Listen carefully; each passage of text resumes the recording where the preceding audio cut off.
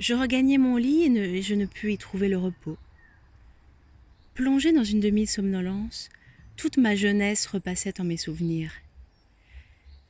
Cet état où l'esprit résiste encore aux bizarres combinaisons du songe permet souvent de voir se presser en quelques minutes les tableaux les plus saillants d'une longue période de la vie. Je me représentais un château du temps de Henri IV, avec ses toits pointus couverts d'ardoises et sa face rougeâtre, aux encoignures dentelées, de pierre jaunie, une grande place verte encadrée d'ormes et de tilleuls, dont le soleil couchant perçait le feuillage de ses traits enflammés.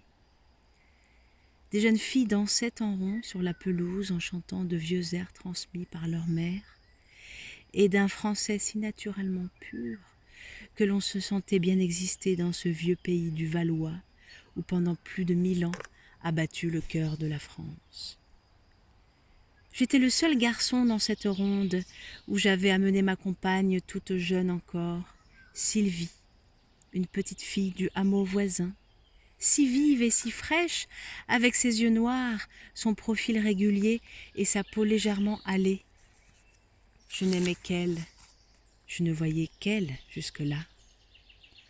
À peine avais-je remarqué dans la ronde où nous dansions une blonde, grande et belle, qu'on appelait Adrienne. Tout à coup, suivant les règles de la danse, Adrienne se trouva placée seule avec moi au milieu du cercle. Nos tailles étaient pareilles.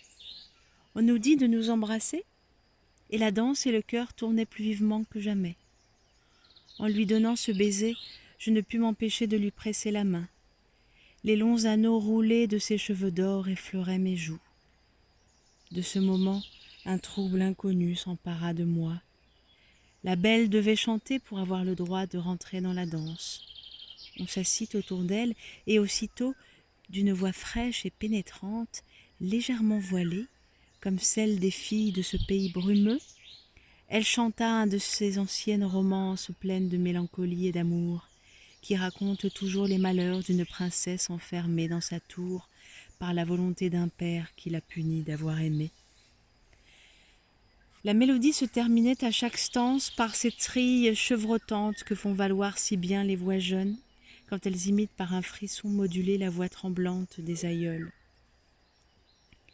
À mesure qu'elle chantait, l'ombre descendait des grands arbres, et le clair de lune naissant tombait sur elle seule, isolée de notre cercle attentif. Elle se tut, et personne n'osa rompre le silence.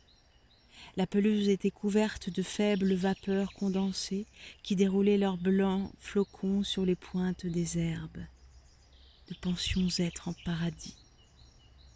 Je me levai enfin, courant au parterre du château où se trouvaient des lauriers plantés dans de grands vases de faïence peint en camaïeu.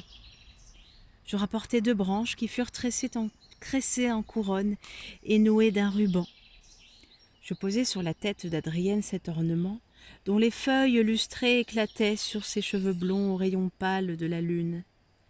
Elle ressemblait à la Bérénice de Dante qui sourit au poète, errant sur la lisière des saintes demeures. Adrienne se leva. Développant sa taille élancée, elle nous fit un salut gracieux et rentra en courant dans le château. C'était, nous dit-on, la petite fille de l'un des descendants d'une famille alliée aux anciens rois de France. Le sang des Valois coulait dans ses veines. Pour ce jour de fête, on lui avait permis de se mêler à nos jeux. Nous ne devions plus jamais la revoir, car le lendemain, elle repartit pour un couvent où elle était pensionnaire. Quand je revins près de Sylvie, je m'aperçus qu'elle pleurait. La couronne donnée par mes mains à la belle chanteuse était le sujet de ses larmes. Je lui offris d'en aller cueillir une autre, mais elle dit qu'elle n'y tenait nullement, ne la méritant pas. Je voulus en vain me défendre.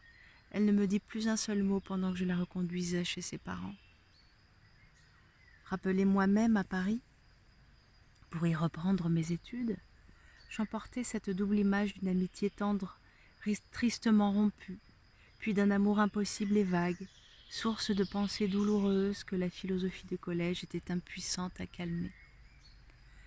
La figure d'Adrienne resta seule triomphante. mirage de la gloire et de la beauté, adoucissant ou partageant les heures des sévères études. Aux vacances de l'année suivante, j'appris que cette belle à peine entrevue était consacrée par sa famille à la vie religieuse.